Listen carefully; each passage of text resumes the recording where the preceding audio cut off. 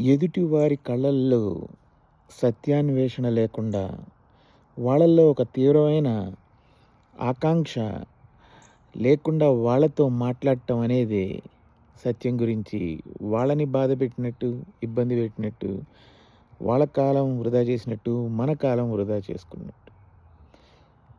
ఈ తీవ్రమైన సత్యాన్వేషణ ఎప్పుడు మొదలవుతుంది? ఒక మనిషి అంతులేని దుఃఖానికి గురైనప్పుడు అవకాశం ఉంటదంతే.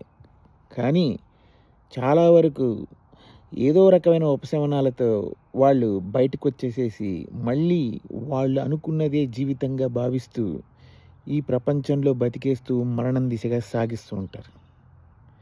ఏదో కొద్దిమంది మాత్రమే అంతులేని దుఃఖాన్ని ఒక గొప్ప అవకాశంగా తీసుకొని జ్ఞానోదయం వైపు నడుస్తారు, సత్యాన్వేషణ చేస్తారు.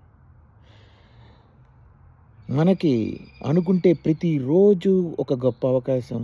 ఎన్నో దుఃఖకరమైన సంఘటనలు మనం వింటాం. మన ఇంటి పక్కన, మన చుట్టుపక్కలే తెలుస్తూ ఉంటాయి. కానీ మనం మాత్రం చెవిటి వాళ్ళలాగా, గుడ్డివాళ్ళలాగా బతికేస్తాం. ఇది అందరి జీవిత ప్రయాణం. ఎంతోమంది జీవిత ప్రయాణం. కొద్దిమంది మాత్రమే నిద్ర లెగుస్తారు.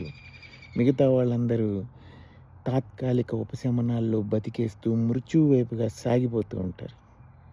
అలాంటి వాళ్ళతో సత్యం గురించి చర్చించడం, వాళ్ళు బాధపడినట్టు, మన శక్తి వృధా చేసుకున్నట్టు. ఇది నేను మర్చిపోకూడదు ఎప్పటికీ. ఇది నేను మర్చిపోకూడదు.